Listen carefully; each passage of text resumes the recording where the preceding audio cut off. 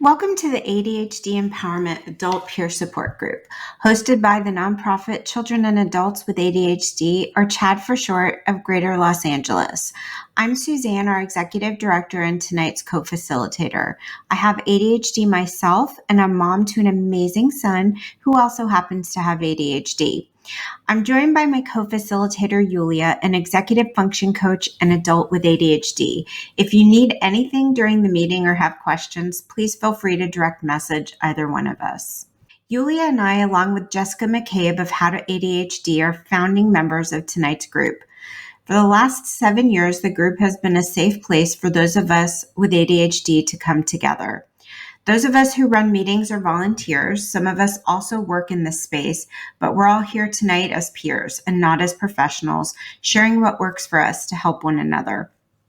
As an organization, our mission is to provide evidence-based education and peer support opportunities to the ADHD community. We welcome people who are officially diagnosed or self-diagnosed. We welcome those struggling and those with hope to share, and we welcome you regardless of what treatment options you choose or where you're at in your ADHD journey.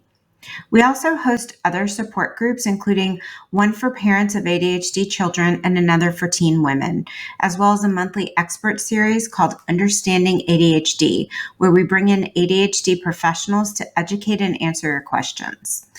Our other programs include weekly meetups for body doubling and co-working and a journaling and meditation group, as well as a private Discord chat community. Everything we do is made possible by our amazing volunteers and the generosity of folks like you. We're on a mission to make ADHD education and support accessible to everyone, no matter their financial situation. So that's why our events are free. But as a nonprofit, we really do rely on donations and membership fees to keep going. So if you feel connected to our cause and want to help out, we'd be so grateful for any contribution. $10, $15, or whatever you can give. You'll find the donation link in the chat, or you can scan the QR code on your screen. And if you want to get more involved, have more support, and be a part of the biggest advocacy network in the country for ADHD, you can join CHAD. Consider becoming a member. You can learn more on our website, and there's a QR code to both make a donation or to join CHAD on the page. Here's a few guidelines to help you get the most out of the meeting. To let us know you'd like to speak, use Zoom's raise hand feature. Generally, we'll call on people in the order their hands were raised. Please keep yourself muted until you've been called on. Feel free to use the chat feature even when people are talking. It's a great way to get to know other members and share your thoughts, questions, or resources with other attendees. Just please keep your chat respectful and ask consent before you direct message other attendees.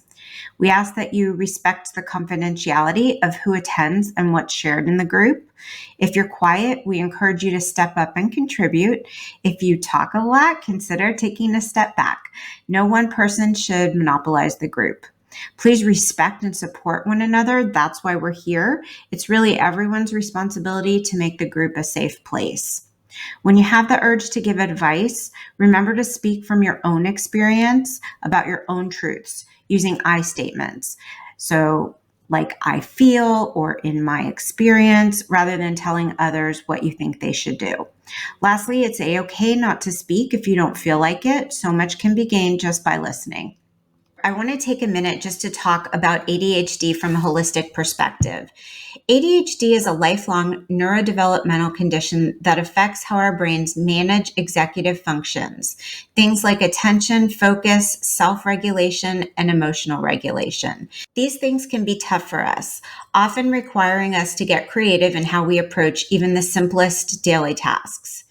Research has shown that without proper diagnosis and well-rounded support, the challenges of ADHD can have serious consequences, including reducing life expectancy by up to 13 years.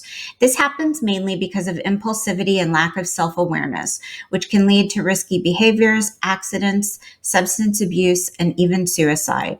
These traits also make it harder to manage health conditions like cardiovascular disease and obesity, which require strong executive function to manage. But here's the hopeful part. With early diagnosis and a holistic approach to treatment, we can significantly reduce the risks and live amazing lives. ADHD impacts every area of our lives, so our approach to managing it needs to be just as comprehensive. A holistic treatment plan includes ADHD education, skills training, medical treatment, and peer support. When ADHD is addressed comprehensively, the results can be life-changing. Let's dive a little deeper into executive functions. You can think of executive function as your brain's mission control center. It's the part in charge of getting stuff done. And it really comes down to three key areas. Self-control. This is about more than just keeping our impulses in check. It's how we regulate our emotions, ignore distractions, resist temptations, and stay on track toward our goals, no matter how tough things get.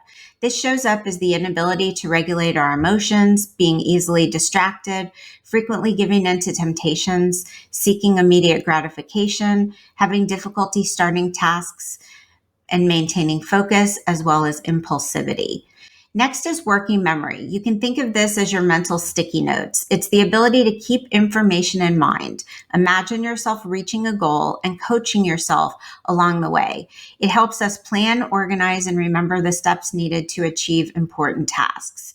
This shows up as forgetting information, being disorganized, losing track of our progress, struggling to solve problems, and having difficulty retaining new information. Last is mental flexibility. This one's all about adaptability. It's how we shift gears, think about things from different perspectives, and find creative solutions when the road gets bumpy. It shows up as struggling with change, rigid thinking, difficulty problem solving and switching tasks, frequently being overwhelmed by responsibilities, having a hard time handling uncertainty, and inflexible thinking. When these three functions work together, they help us manage our thoughts, emotions, and actions, allowing us to set and achieve the goals that matter most to us.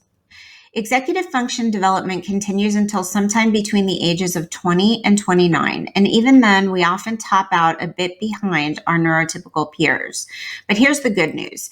Even though our executive function is delayed and impaired, it can still be strengthened and developed. You can think of these skills like a muscle. You can work on them at any age. Along with medication or other treatments, getting executive function coaching, occupational therapy, or creating systems to help you get things done can be key ways to build these skills even long after your 20s. For those of you who aren't able to view the screen, you can visit our YouTube channel for a version of this presentation or access the slides in our Discord group. Here's tonight's agenda so you have an idea of what to expect. For our first round, we'll share the topics we want to talk about tonight. So each of you have the opportunity to share your name, location, and what topic you'd like to discuss tonight.